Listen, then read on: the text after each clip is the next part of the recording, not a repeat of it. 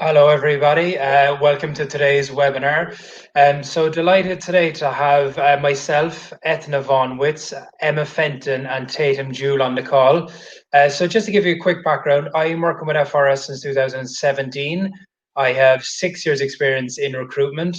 Etna has been working with the company since 2015, and she's over 15 years experience in recruitment. Emma has been working with FRS since 2012. And has over 20 years recruitment experience. We're also going to be joined by Dr. Tatum Jewell, who is a South African emergency medicine doctor. He has 10 years post-internship experience and he's currently working in Limerick. So Tatum will join us in a couple of minutes. So huge interest. We have doctors who are logging in from India, Europe, the States, the Middle East, Africa, etc. So big interest, which is great. Okay, let's get the ball rolling. So we will just I suppose, just in terms of what doctors would need to prepare when they're moving to Ireland. So what would your advice be there? Okay, well, hello everybody and welcome to our webinar this afternoon. We're delighted to see so many of you live. As my colleague Dave Maher said, my name is Etna Von Witz and I work here with the medical and healthcare team in FRS Recruitment. If you're thinking of coming to Ireland to work as a medical professional, I suppose the most important pointers I can give you are the following. First of all, you do need to be registered with the Irish Medical Council. You can do that online. It's a very straightforward process, and I'll talk a little bit more about that. As part of the registration requirements, you will be also asked to provide evidence of your ability to work in an English-speaking hospital. So the most commonly accepted evidentiary proof would be an IELTS or an OET language certificate. Now, just to mention, this is a requirement and a mandatory requirement from the HSE.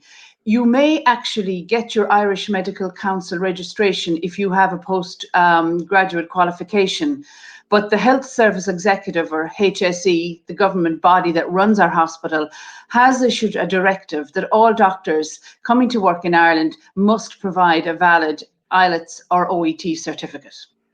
So I suppose that's the regulatory requirements. I would also say you need to have a very strong CV that outlines and promotes your achievements to date. So a good detailed CV would have information on all your academic achievements, any postgraduate qualifications or training that you're in process with or you have overtaken. Good detail on your clinical skills, good detail on the current role you hold, and maybe a line or two on the hospital you're currently working with. Is it a public hospital, a private hospital, a tertiary hospital, etc.?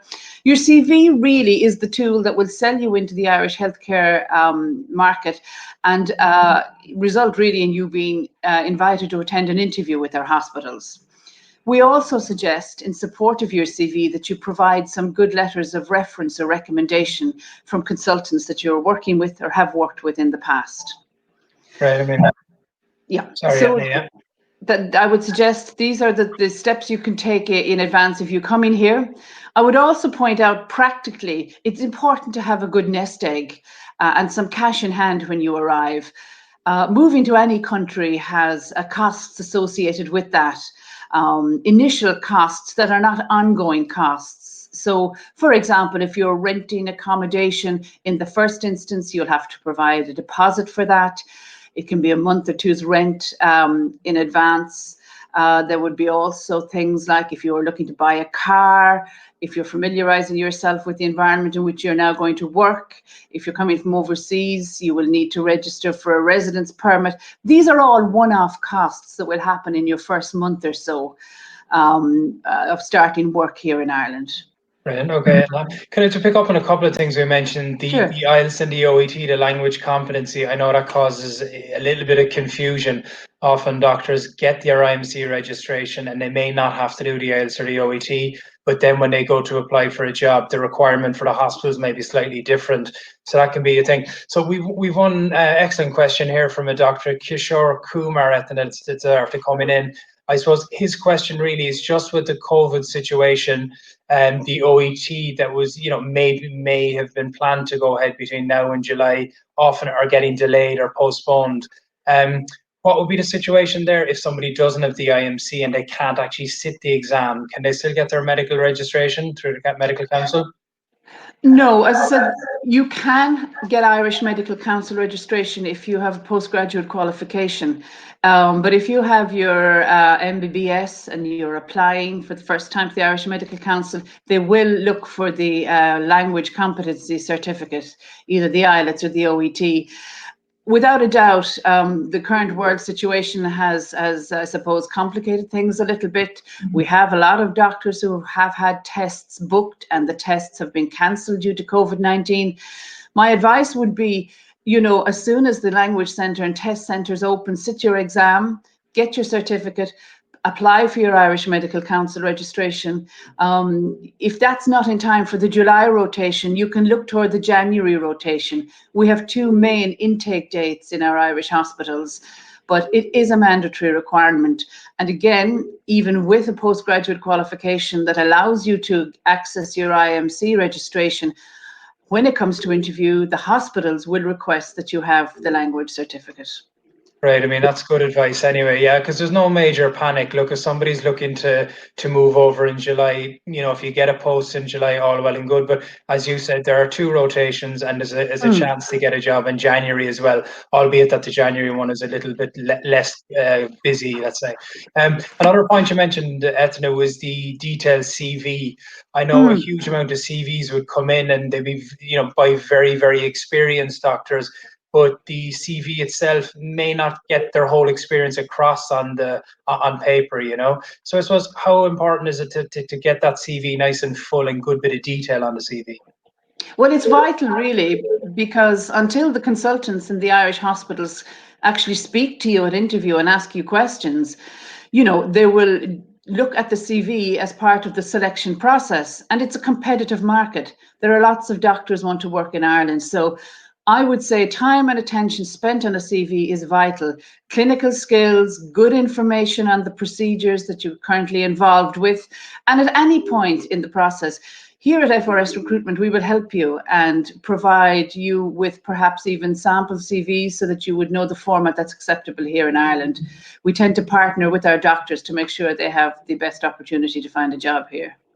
Great. I mean, and I'd imagine that's a big thing for doctors to hear, to get that level of support. So that's a good offering there as well. Okay, the IMC is obviously a big thing.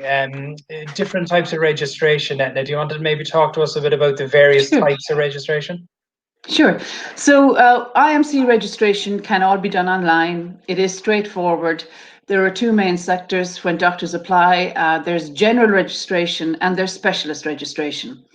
So in a word, specialist registration, if you're currently working as a consultant and you want to come to Ireland to work as a consultant, you would look towards specialist registration. It is more expensive and it does take longer to process. The majority of the doctors we deal with would come to Ireland and have applied for general registration. If you're a candidate from the EU, it's a very straightforward process.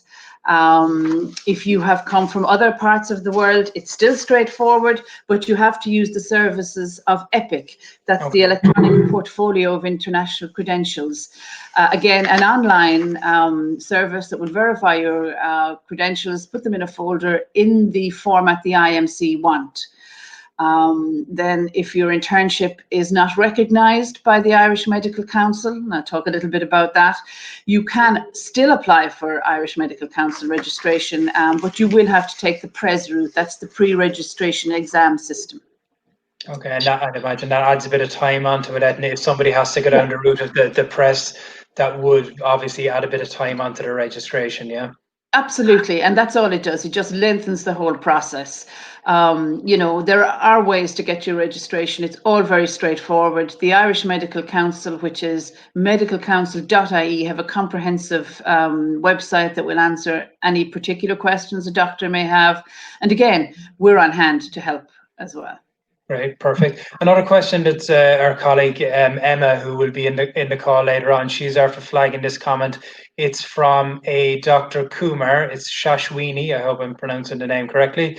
Dr. Shashwini Kumar has asked, just in terms of how long it would take for the whole process, like kind of from start to finish, from the application date right up to, starting the job? What would be a typical time frame, Etna?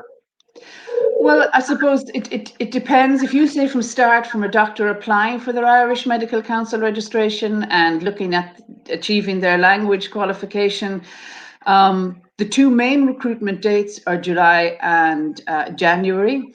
I would advise a doctor to start the process in January to be ready to come to Ireland for July. It takes probably, on average, 4 or 5 months. Okay. In some cases, in some particular person's circumstance, it might be a little quicker.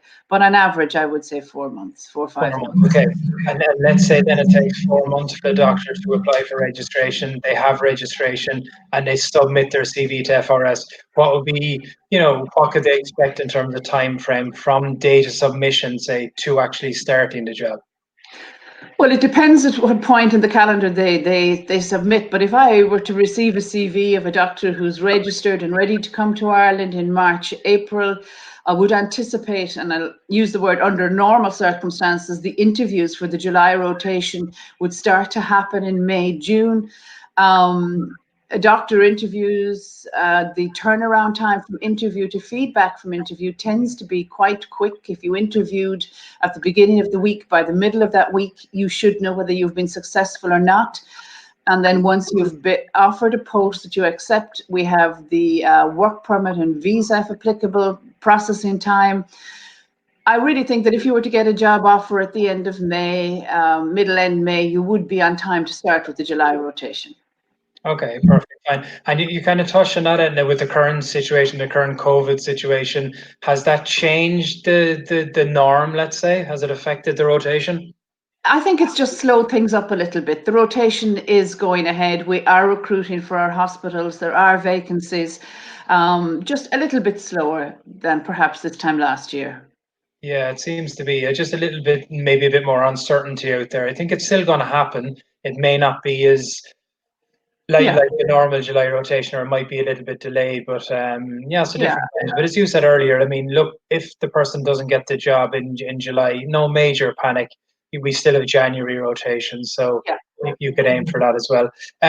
Okay, going back to the internship situation again, Etta, regarding IMC. EU candidates tend to get the IMC a lot quicker than non-EU, yeah? And maybe if you would just want to elaborate on the countries that would be their internship would be comparable to the Irish internship, or recognized. So countries outside of the EU where internships are recognised are the following: Australia, New Zealand, South Africa, if the internship has commenced from July 2006, Pakistan, if the internship has commenced from January 2009, Sudan, Malaysia, and Malta. Very good. Okay, excellent. Just in terms of Pakistan, we have a Dr. Malik who is based over in Pakistan. He's a radiation oncologist. So he's a consultant radiation oncologist over in Pakistan, and he's popped in a question. And he was just saying, how much more likely am I to get a registrar job in Ireland? Was his first part of his question. Most of the radiologists we have are at consultant level. Okay. But we do have consultants in other disciplines of medicine who do choose to come and take their first post in Ireland at registrar level. They get the general registration, which is processed that much more quickly. They come to Ireland as a registrar or senior reg. They learn the Irish healthcare system, and then once they're ready to do so, they change their registration from general to specialist, and then start applying for consultant posts here. Great. I mean, I think that's good advice anyway, isn't it? Get your experience here as a registrar, and then you'll be in a position to move on for a consultant. Just on, would your specialist registration then be quicker if you're in Ireland working as a registrar under general registration, and you make application for specialist registration with the intention of being a consultant? Is it quicker, that route? I think it depends on the qualifications that the person presents with. Perfect. So each case will be different. Just in terms of Dr. Malik, again, a radiation oncologist from Pakistan, second part of his question was just in terms of duration of contract. What could be expected for a registrar in terms of duration of contract? So with the 2 rotation dates, there is a 6 monthly turnover in our public teaching hospitals. Contracts at registrar level are more typically offered on a 12-month basis. However, they can be offered on a 6-month basis. And never forget, all of these contracts are open to be reviewed or renewed if the doctor in question is happy with the role and the hospital are happy. Contracts will roll over. Will roll over. Great. Okay. I think we covered everything. Maybe if you want to finish up just on kind of Ireland as a destination in terms of quality of life, education, etc. Yeah. Pointers. Well, what can I say? Ireland is a beautiful country. We have a very good quality of life here. Modern cities, lovely countryside, population of 4.5 million. So lots of open spaces. We have a young, highly educated workforce in the country. And this has attracted many multinational companies in the electronics, the pharmaceutical, financial services would have their European headquarters here in Ireland. After Brexit, we are the largest English-speaking European country. Geographically, we're pitched right on the edge of Europe. A lot of our doctors come from far afield, and once they get to Ireland, enjoy their free time flying to other cities throughout Europe and, availing of the opportunity to travel under normal circumstances when airports are open, but we all anticipate we'll be getting back to that. The education system here in Ireland is excellent, and it's free at primary and secondary level.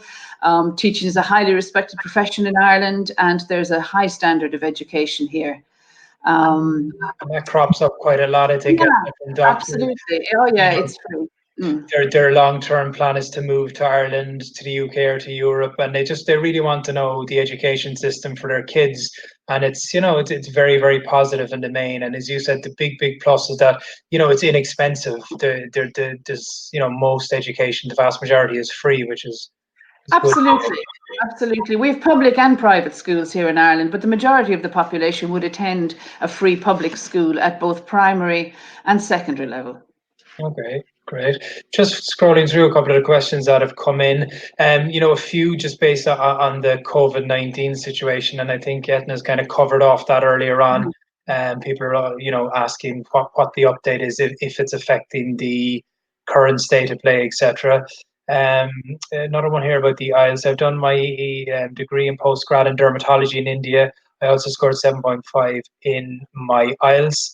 This particular person, who's Dr. Varghese, is working as a dermatologist in Ireland. The person is asking what exam did they need to write as a dermatologist in India. So what we could do anyway, we could pass on details about that to that particular doctor on the required exams needed for dermatology, because it's quite specialised. And again, I'd refer to the Medical Council website as well. There's a mind of information there. Plenty to go on there. Great. Yeah. I don't know if Tatum is on the call, or are we bringing in Tatum? Great, ready to go. Okay, so I know Anthony now is going to be speaking with Dr. Tatum Jewell, who's a South African ED doctor. Yeah. Okay. Yeah, so I'd say we just wait. Oh, here we go. Yeah.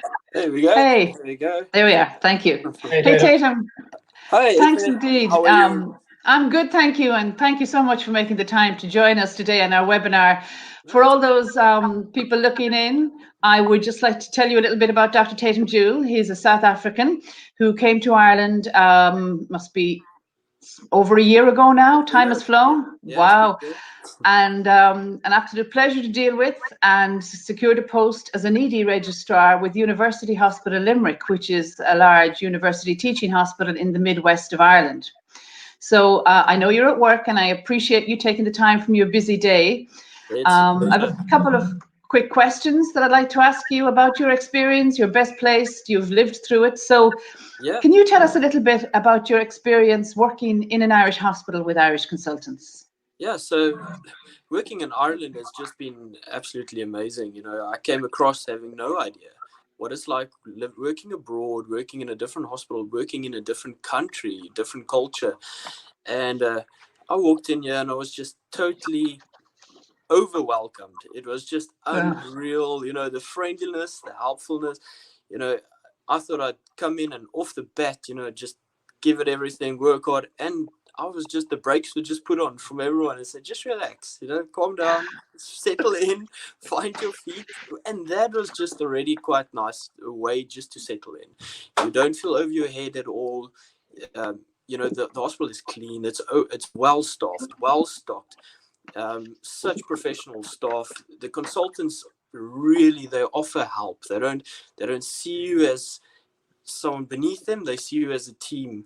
So working in the Irish hospital system and health system it's been an unreal experience, and I do enjoy it. And I've not felt missing home type of work at this stage, because I'm enjoying myself. Yeah. Oh, that's wonderful to hear. I'm so pleased. It's always such a big move when you move yourself and your family, and That's true. so positive to hear such good news there. So I suppose, how has your life changed since coming to Ireland, or what's the best thing about living here in Ireland? You can just describe it as dramatic. Really? The change. I've come over with my family, wife, kids, and it is an adjustment. It's a new country, new way of life, new culture, but my life has changed unbelievably. Wow. Like you said, Ireland is a beautiful country. We can just, except now with COVID-19, Of course, now, yeah. we could get in the car and you go and explore. You think it's a small island, but there is so much to see, so much to do, so much to experience. Meet new people constantly, and you get accustomed to new ways. And I was talking to my wife yesterday, and about obviously gonna tell her I'm gonna try and speak to a few more guys to get more doctors here. And one of the big things is the safety aspect of Ireland. Right. It's unreal to be able to. We put up a tent last weekend in our backyard, and we camped in the backyard. Lovely. I would never have been able to do that in South Africa, honestly. Yeah. And to be able to do that, have the freedom, walk down the road with the kids, walk to the shop with them. If it's at night, you go out for a night jog if you'd like, and you're safe. You're okay. Yes. Yeah. And that was one of the big lifestyle changes for me to adapt. If I forget to lock the front door, it's not the end of the world. Something I could never have done in the past. So apart from a professional change, and which this has been for the positive, lifestyle and quality of life can't compare. Oh, you're a wonderful ambassador. I'm sure the Irish Tourist Board might like to talk to you if anybody's watching from there. You've certainly sold Ireland as a great location, but it's just so good to hear the experience of somebody who's lived, who's here and who's living this relocation experience. So then my last question for you, if you like, is why would you recommend to your friends and colleagues, why use FRS Recruitment? Okay, so as you are well aware, Ethne, what we went through last year and getting here, it was rocky at times. Yeah. And there's a lot of times that I thought, I've had enough. I'm going to throw in the towel. This is a difficult process. And you made it easy. You helped, you set me, you calmed me down, and you actually helped get me every time I have a problem, I just jumped to the phone and was sorted out completely. I was never left alone, never left in the dark. I never I was never wondering where I stand in the process. I had constant help and assistance and guidance throughout the whole process. And I think if it wasn't for FRS, I don't know if I would have made it to Ireland, because I wouldn't have done it alone. So you guys really, really helped boost and get me here. So thank you. Very kind words. And what a loss to the Irish healthcare system if we hadn't got you over here, because I know the hospital are mad about you and you're getting on. It was touch and go, right? Yeah. Well, look, all came to a good conclusion. So look, that is excellent. As I said, I know you're at work, and I really appreciate you taking time from your busy day to help us with this. So, if you need to hop off, that's absolutely fine. You're at work, perfect. So that's it. So thanks again for your time. Okay. And I really hope that that could actually just get a bit of a message across about Ireland and working here. And if someone's considering it, just do it. It's fun. It's good. Good news. Okay, fantastic. All right then. Thanks, Ethne. Thanks indeed. Bye-bye for now. Bye-bye. Thank you. Bye-bye. Okay. So I think, okay, so we thank Dr. Tatum Jewell there for a very insightful overview of life in Ireland, working, etc. So now we're going to bring in Emma Fenton. So like I said at the start of the call, Emma has been with the company since 2012 and has almost 20 years recruitment experience. So I think Emma's going to come in now any second when we do the swap over. Couple of questions have come in here again about the IMC. There is a Dr. Ghani she's just asked, just in terms of the IMC registration, her IMC is expiring on June 30th, and her IELTS is already expired since April of this year. So just asking about renewal of IMC and renewal about the IELTS. What would be the protocol? Well, if this doctor hasn't worked in Ireland yet, yeah, it will be a case of resitting the language exam and submitting again. Perfect. I know, yeah, because it's normally 2 years, isn't it? It expires after 2 years. The language certificates are valid for 2 years. Yeah. Yeah. Perfect. Okay. Well, welcome, Emma. Hi. How are you keeping? How are we all? Good. Very Thank well. you. Great. Yeah.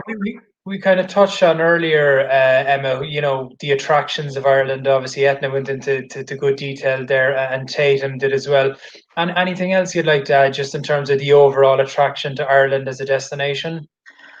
Well, I suppose I'm recruiting doctors to Ireland now from overseas for about 15 years. And I would say, like, by and large, I have a volume of thank you cards and thank you gifts, and most of the doctors keep in touch and have moved on to other jobs and have gained more and more experience. I've had very few people regret ever coming to Ireland. I would say it's a hugely attractive location. There's a chunk of work to do to get here. And there is those hurdles to jump. But I would say by and large, people are always delighted that they've made that leap and they've come to Ireland. The experience they gain, the opportunities they gain.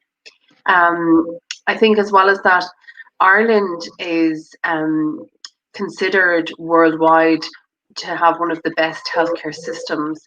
And the experience you can gain as a doctor in the Irish health service is second to none.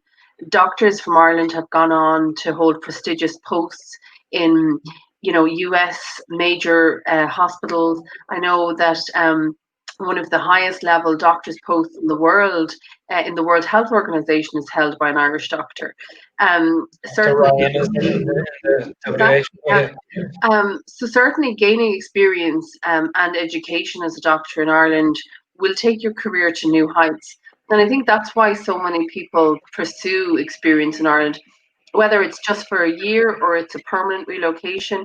The opportunity to work in Ireland really, excels and promotes your career beyond anything, that the people have seen. As well as that, I suppose Ireland is, at the edge of Europe. It's a small island. It gives people the opportunity to jump into any part of Europe at any point. There's very good access. We've multiple international airports here. I know things are a little bit closed down at the moment with COVID, but hopefully that's a temporary measure, and within 6 months people will be backpacking again. I know that. Hopefully. Yeah, absolutely, and then as well as that, I suppose you couldn't get a better advocate than Dr. Tatum Jewell, who just told us how wonderful Ireland is as a location. But certainly, I'd agree with everything he says. And definitely, I think that doctors like Dr. Tatum, they come here, they gain some experience, and it does make them more eligible for fellowships, training posts in Ireland, the UK, Europe. When they have Ireland and the Irish hospital experience on their application, they do better. They do much better. Can I just ask, Emma, just in terms of training schemes that you kind of touched on there, preference is obviously given to EU candidates, but let's say non-EU candidates, what would their best route be to get on a training scheme? Yeah, well, I suppose in Ireland, all of the hospitals we recruit for are public teaching hospitals, and that's important to say. We have a very small representation of private hospitals in Ireland. So 95% of the work we do is recruiting doctors for public teaching hospitals. And as a doctor entering, accepting a role in a public teaching hospital, you might not be on the training scheme, but you'll certainly be exposed to the same training that the doctors who are on the scheme are getting. Okay. So, people do gain experience, benefit, and knowledge that they would have gained if they were on the scheme. In terms of applying for the schemes and that, you can begin applying to any of the colleges for higher specialty training, once you arrive in Ireland, but priority and access is given to EU candidates. But saying that, after you've been in Ireland for 4 years, you can apply for Irish residency and an Irish passport. And at that point, then you're eligible as an EU candidate to apply for specialty training. 4 years can seem like a daunting, long amount of time when you're starting out in Ireland. But it's amazing how many doctors are in touch with me this year and last year saying, I can't believe 4 years has gone by and I've been accepted onto the specialist training scheme, So by the time, a huge amount of options, I'd imagine, yeah. And within Ireland, we have 53 public teaching hospitals. So there are certainly 4 years worth of experiences to gain before you go on to the specialty training schemes. As well as that, I would say the doctors who gain experience in the Irish hospitals oftentimes apply for both the UK and Irish specialty training schemes. And there may be more places in the UK, but having gained that experience in Ireland, they're much more likely to get onto that scheme in the UK. So you can use it almost as a stepping stone to the UK, and a lot of doctors do this, right? So a doctor like Dr. Tatum Jewell, who's working in ED at the minute, may spend 2 years in Limerick Hospital and then may apply to do specialist training in the UK or something like that, But he's much more likely to get onto that emergency medicine specialty training program in the UK because he's been in a large university teaching hospital here in Ireland. Whereas if he'd applied directly from South Africa, he probably wouldn't have even been shortlisted. He wouldn't have been resident in the European Union. Perfect. Quick question here, Emma. It's from Dr. Naveed Mohammed. Dr. Mohammed is asking basically just in terms of the work permit and visas. I suppose maybe if you could just elaborate on the service offering that FRS would give in terms of work permit and visa assistance. Hi, Dr. Naveed. Thanks for your question. Yeah, absolutely. Any doctor who is coming to Ireland will have different requirements. A work permit is permission to work in Ireland, and a visa is permission to enter Ireland. Not every doctor will need a visa, or not every nationality or visa required, but a large proportion of them do. You can't apply for your work permit until you have a job offer. Once you get a job offer, we have a specialist compliance team here who will literally hold your hand the entire way through the process.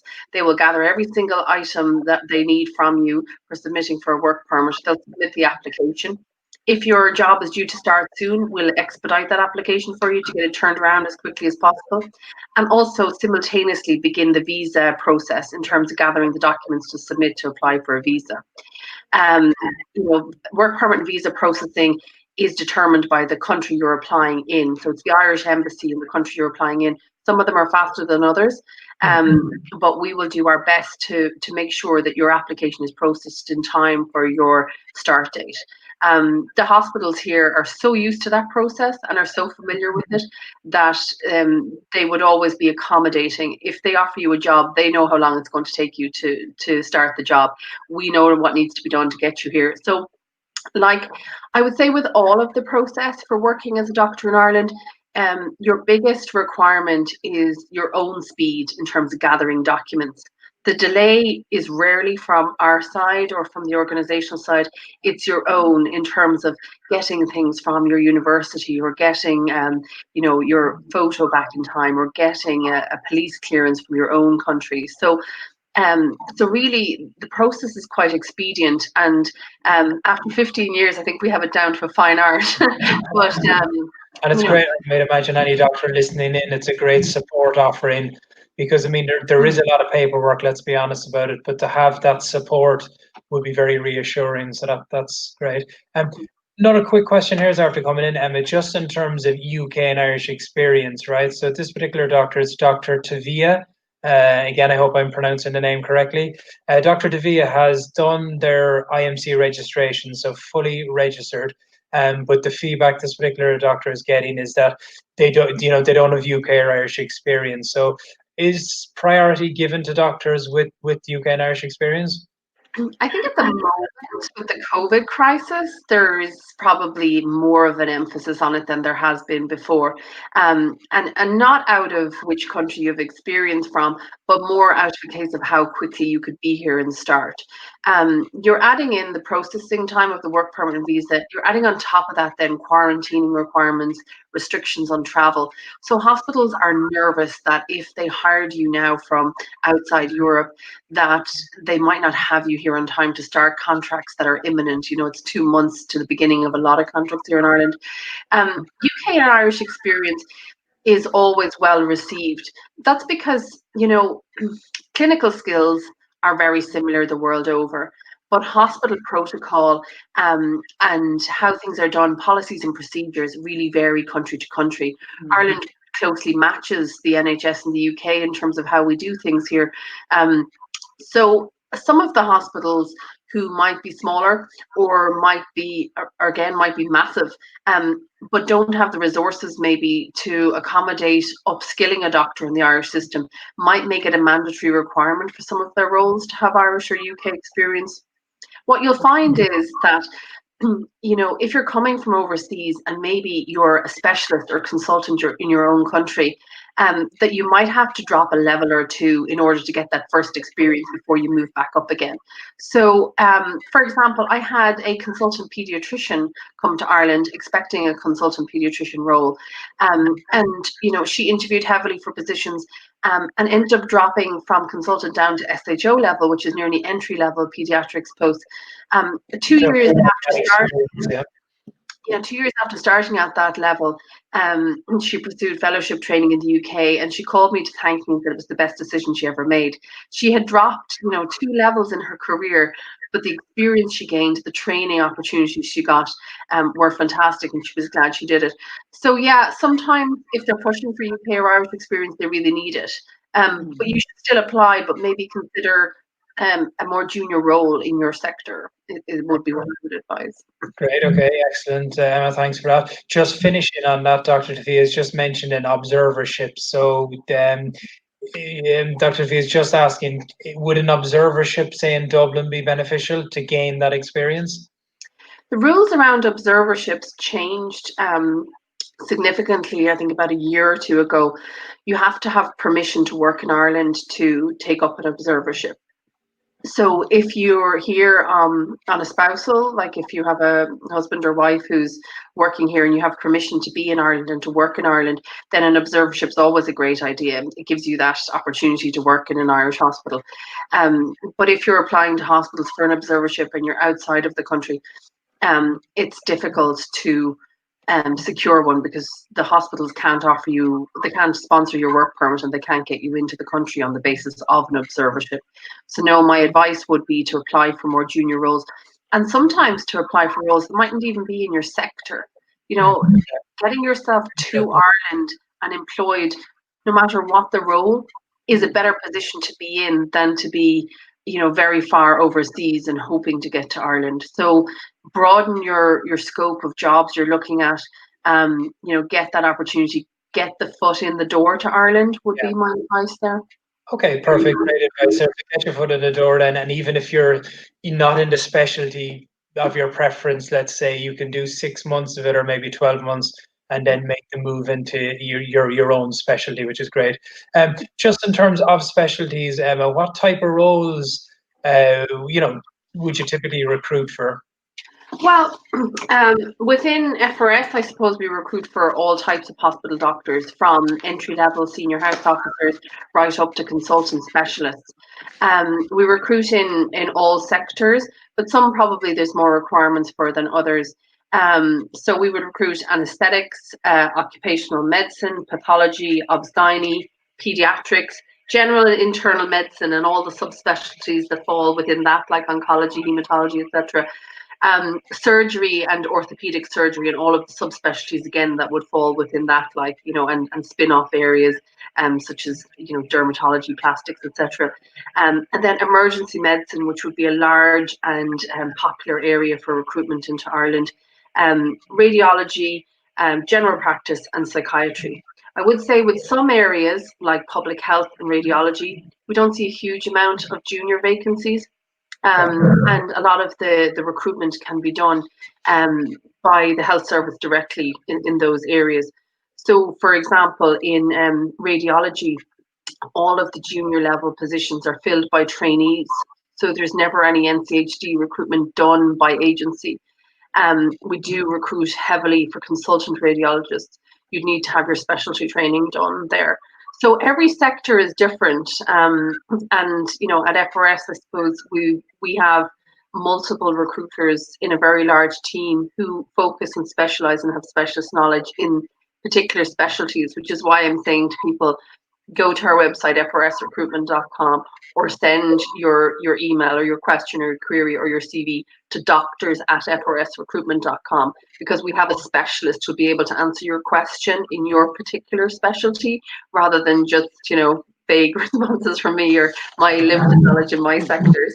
And that's a big plus as well for people listening, that each of us have their own particular area that we recruit for. So, you know, we've gained expert knowledge, as Emma was saying, in that particular area, and we'd be best served then to, you know, to get a job for you. The IMC is coming in quite a lot. So I'm looking at the kind of chats here and the questions coming in. We've Eduardo Piecabello. I'm probably butchering your name, Dr. Eduardo, so apologies about that. Again, your question is just about the IMC. Any chance to bypass 1 year in terms of registrar? He's just talking about fellowships, the availability of fellowships in radiology specifically. Quite a specific one there, Emma. Would there be anything there on that? Yeah, there is a huge amount of fellowships available in both Ireland and the UK. What I would say is that from speaking with doctors who apply to fellowships, and fellowship applications wouldn't be done through a recruitment agent, but from speaking with doctors who've applied for fellowships, I would say that the people who are more successful are the people who are in Ireland working when they apply for them. So, you know, speaking to a doctor recently who's doing an anaesthetics fellowship, and they had been refused several times from abroad, but they came and got 6 months experience in Ireland and now have taken up a fellowship here in Ireland in anaesthetics. So yeah, I see Dr. Piacibello is very happy with your pronunciation, Dave. But yeah. I winged it well, so yeah. Absolutely. I like the smiley face with the tears anyway, Doctor. Add a bit of humour to it is always good. Absolutely. I think, yeah. Yeah, so I think we were going to talk about salary and cost of living. I think, were we? We bump onto that. I'm conscious of time and stuff. So I think that a lot of people wanted to know about what they could expect to earn in Ireland, and you know, just in terms of how much it costs to live here and that kind of thing. So in terms of salaries, like we have it in Ireland, the salary is set by the government. That's important to say. There is no difference hospital to hospital in the salary you will get. It's set by the Public Health Service on a scale, and that scale is based on experience. So you have salary scales set by the level of the role. So senior house officer, SHO, is the most junior level we normally recruit for. Then you have registrar, senior registrar, and consultant. They're the most common roles that we recruit for. The salary of a senior house officer and registrar are quite interchangeable. A senior house officer with a lot of experience will be paid in and around the same amount as a registrar would be. And then a senior registrar will be paid slightly above that. So the salary starts at about 45k if you were straight out of college. And a registrar with 6 years experience would earn about 67k as a basic. Now that basic salary is what you would get if you were working Monday to Friday, 9 to 5. If there are any doctors out there who work Monday to Friday, 9 to 5, hang on to that job, because it doesn't happen here in Ireland. All of our doctors work shifts. They start early in the morning, they work late on in the evening, they cover the 7-day week, they do on call. So between the hours they do, they typically earn, and the on call they would cover, they typically earn about 1.5 to 2 times that. So your average non-consultant doctor earns in the region of 80 to 100,000 euro a year. So to put that in perspective, the average working salary of a college graduate in Ireland is about 30 to 35k. So a doctor earns about 2.5 to 3 times the salary of a normal person. So definitely you'll have a very high quality of life in Ireland on a salary of that level. Then at specialty level, consultants, the salary scale set out for consultants is probably the most complicated system the world has ever devised, and you would need a mathematical degree to figure it out. But roughly speaking, consultants who come here from abroad typically earn in the region of 133k to 175k, and that's based on the number of years of experience you have that will be accredited by the hospital here. So accreditation comes down to whether you've worked in a public teaching hospital, and if that's recognised here. So we most of the time we ask doctors to get what's called a verification of service. It's a letter from the Human Resources Department of your hospital saying that you worked at this level for this amount of time, and then we try to get the hospital to accredit you and move up. On top of that salary for consultants, there is again an on-call requirement. Most of the consultants we recruit into Ireland are on what's called a Type B contract, where the doctor can work both with public and private patients within their hospital setting. Working with private patients within the hospital setting means you can earn extra income. You bill the insurance companies here in Ireland for the extra work you do, and earn a supplement to your income that way. So significant power there, you'd imagine, as a consultant, if they can get, well, anyway, but if they can get a bit of private work on top of their public work, that there's significant earning potential. Yeah, I think that oftentimes when doctors look at the salary in Ireland and compare it to other countries, it seems comparable. It seems like, oh, get the same wherever you go in Europe. But when doctors actually move to Ireland, what they find is that our education system here is free. We have a lot of EU benefits such as children's allowance, free preschool year. We have a significant number of things like our health system, our public health system is free to access. We have, under 8s free GP care. So the quality of life and what you actually need to spend on here in Ireland is quite low. So the salary, it may be comparable to lots of other places in Europe, but what you can live on in Ireland and what you need to spend, is much lower. So typically doctors who come here, first month or two is expensive. You've got to pay out deposits and you've got to get bits and pieces done, like maybe a residence permit costs you a few €100. You've got a bit of a spend to do in the initial stages. But once you're up and earning, there is a lot of money to be saved here, or you can have a very high quality of life if you want to spend it. I mean, it would vary from doctor to doctor, but would there be a kind of a rough estimate in terms of how much you would need to kind of start off your life in Ireland for, say, a single person who doesn't have a family? Well, I suppose I wouldn't have a specific amount of money I would say that anyone needs to have in order to move to Ireland. But what I would say is a good idea is to have access to money. So even if all you have is a credit card or a small bit of savings or whatever, to be able to dip into that money until you get yourself set up. Because when you move to Ireland, you have a number of steps you have to do. You need to get a PPS number, which is like your golden number for accessing payment, etc. And you need to get a bank account set up to be payrolled here in Ireland. You'll need to find accommodation. You'll need to get set up in terms of maybe your kids starting school and uniforms and that kind of thing. So there is certainly an amount of money you might need in the initial stages. Also, sometimes doctors tell me that because they haven't gotten everything sorted out immediately, that their first paycheck might not be correct. They mightn't have got those letters we talked about, those letters of verification, so their full salary might not be being paid, or their tax might not be sorted out yet by the revenue system here. So they might be on what's called emergency tax, where the government are taking the highest level of tax rather than the lower level. In Ireland, in the tax system, you get credits for your spouse and for your dependents. So, but you need to apply for that. It doesn't happen automatically. And a lot of people won't apply for those things until they're here a few weeks. There's so much to be done in the first couple of weeks that people mightn't get all those things sorted out. So maybe your first paycheck isn't the greatest paycheck you were expecting. So you need to be able to tick through for a couple of weeks without being reliant on that paycheck that's coming, is what I would advise.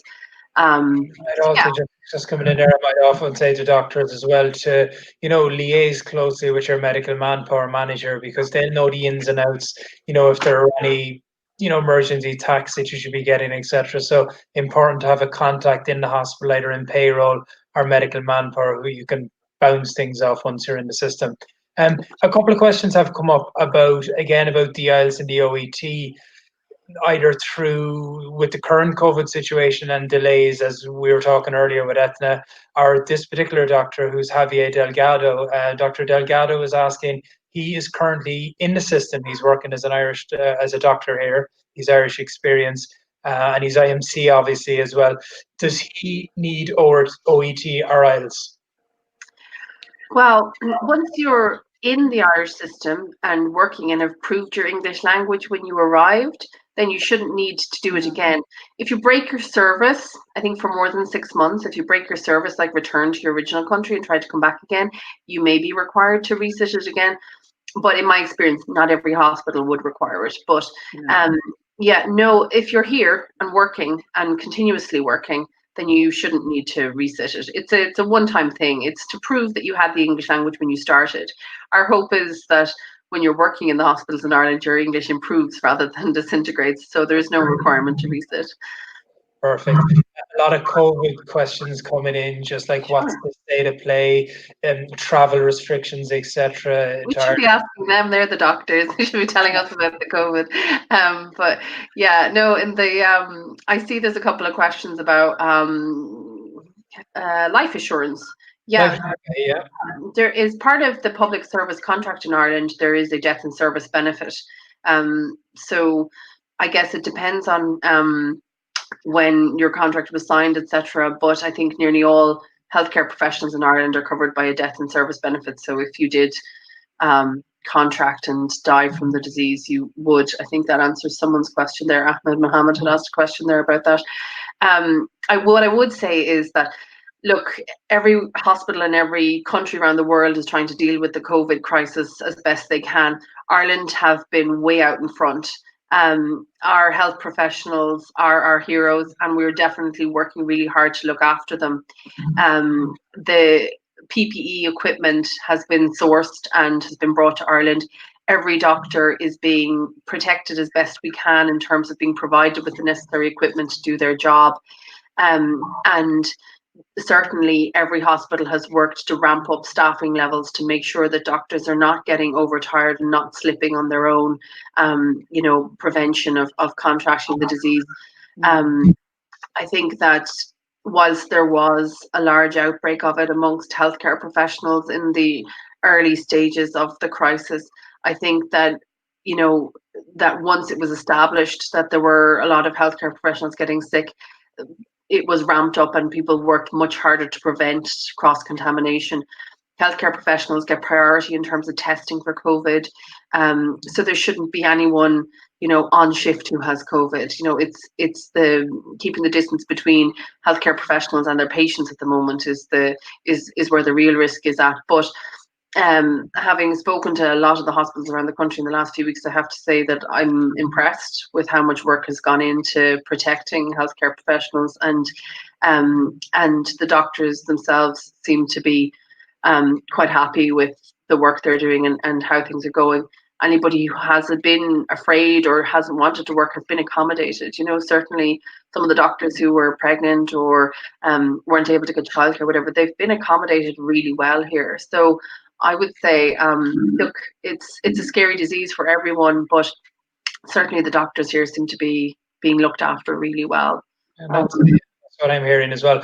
I'm dealing actually with a South African doctor who is looking to move over as soon as possible. She has a job offer and is ready to go. And she was just asking, look, how have the government handled it? And I think in the main, the Irish government have been very, very proactive. I mean, their message has been simple and straightforward, but I think it's been consistent. And if we contrast with over the Irish Sea with the UK situation, where at times the message has been very, very complicated and mixed, to be honest. I think it's a big plus that the Irish government have led the way really and shown led by example. Meaning that it just makes things a bit easier. Just in terms of predictions, guys, you've any? I mean, it's hard to tell, obviously, with the COVID situation, and nobody can say for sure. But it just in terms of returning to some semblance of normality, would you have any kind of guidelines in terms of when you think that could happen in Ireland? Asna? Sorry, I was reading the question here on the side that I'm going to respond to. That's okay. I was going to say, sorry, Emma, that as well as the government having given us clear direction, I think there's been an awful lot of compliance with the population of Ireland. People really have appreciated the effort our frontline staff were putting in, and the general population have worked hard to adhere to all government guidelines with regard to unnecessary travel and strict social distancing. So I think it's why we're in a strong place here. And I'll answer that question when you're finished, Emma. Who would have thought us Irish would be so compliant, huh? In terms of getting back to normal and normal recruitment and stuff, I suppose a lot of that's down to when the airlines reopen. Ireland is open for business. We're recruiting doctors right now. Can we get you here is the big question. Can we get you on a flight and get you into Ireland is the big question, So, we still have a lot of vacancies. We still have a big requirement for doctors here. The hospitals are nervous that if they hire you, that you might not be able to start this rotation. So a lot of hospitals in Ireland have renewed contracts of doctors by 6 months to push that out a bit. What I think it means for us this year is that we still have lots of jobs to fill commencing in July, but we're going to have a huge amount of jobs to fill beginning in January also. So if you are one of those doctors who hasn't managed to get the OET done or hasn't managed to get your IMC finished or whatever kind of thing, it's not the end of the road. It's just maybe a delay of a few months. It gives you a little bit of extra time. Get your I's dotted, get your T's crossed. The most employable doctor is one who has their IMC registration active, has their English language exam done, is ready to move, has everything ready to go. So get yourself into that position where you don't have a massive notice period. It's not going to take you 3 or 4 months to get here. From the day you get a job offer, you're ready to go, and that makes you much more employable than other doctors who you might be competing against for these amazing opportunities. Right. I think there's a good question from Dr. Evergreen. Yes. I'll ask you this one, Dave. What should I expect after being shortlisted for a job and after the first phone interview? Would I usually get a feedback on whether I was successful or not, and what would be the next step? So this person has done one initial phone interview with a hospital, is it? Well, we don't know what they've done, but they want to know what to expect after they've been shortlisted and they've done. So they get called for a phone interview. Okay. What happens after the interview? Yeah, so generally the turnaround time is quick enough. It can depend on the hospital, but could be anywhere from, you could get a call within a couple of hours to say the person has the job or not, or it could be a couple of days, but generally the turnaround time is quite quick. If you're dealing with a recruitment agency like FRS, they will be in regular contact with the client. So the onus will be on the particular agent to go and speak with this client. And as soon as they get feedback, they will feed that back to yourself. Generally, we don't get specific feedback from interviews. It will just be a yes or a no. We don't get the ins and outs of what happened in the interview. And often there's a paneling system in place. So you may be placed on a panel. You might necessarily get the job. But what that means is if somebody who, say, if you're on number 3 on the panel, number 1 will be offered the job. If for some reason number 1 and number 2 don't get it, you then could be offered a job. So there is that option as well. So I hope that answers that question. Dr. Sidra wants to know how many paid holidays a doctor can get during a 6-month contract. To the best of my knowledge, for a 6-month contract, it would be 15. So for an annual contract, you'd be 30 days paid holidays. So pro rata, I'm guessing, would be 15 on that. Yeah. And it's worth mentioning that doctors in Ireland get study leave as well if they're doing relevant courses, conferences, events that they want to attend. They can apply for training days and study days. They can also apply for funding if they're doing courses or additional relevant things. The health service here in Ireland is quite generous in terms of funding doctors' educations, so that's good. As well as that, Ireland has paid maternity leave of about 6 months, and the additional option to take another 3 months unpaid. We also have paternity leave for dads who want to take a couple of weeks off after the child is born. And we have a very generous parental leave scheme where you can take leave from your job while your children are under the age of 8. I think it's under the age of 8, and it's always changing. But I would say the benefits here are really good in terms of annual leave, paid leave, holidays, that kind of thing. I think that's a nice way to wrap up because we've just gone over the hour. So I think just one final point around it, just in terms of doctors who are online now watching this and they want to know where to go in terms of applying. What's the best route to go down? Well, frsrecruitment.com is our website. There is a little button on our website called My FRS where you can sign up to job alerts. So if we don't have a job in your area right now, you can sign up there and you'll be alerted to every time we post a new job, which is probably the best way to go because we get new jobs in every week. So we might not have a job today in dermatology. We might have it tomorrow. We might have a load of jobs in anesthetics today, and tomorrow we might have a load of ED jobs. So sign up on My FRS on frsrecruitment.com for alerts. If you have a question that you've raised during our webinar that we haven't answered, doctors@frsrecruitment.com is our email address that hits the whole team. So if you want to drop any questions there, or if you've submitted your CV and we haven't gotten to it, or you want to follow through with us or whatever, doctors@frsrecruitment.com is our email address.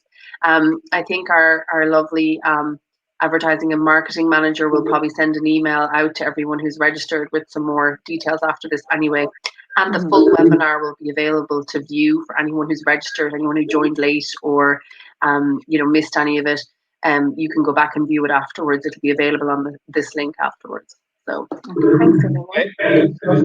Okay, guys, hope that helps, and there should be plenty more down the line. So keep an eye on the website and LinkedIn probably. Yeah. Yeah. Great. Okay. Okay. See you later. Excellent. Thanks, guys. Thank you. Thank you for listening. Bye-bye.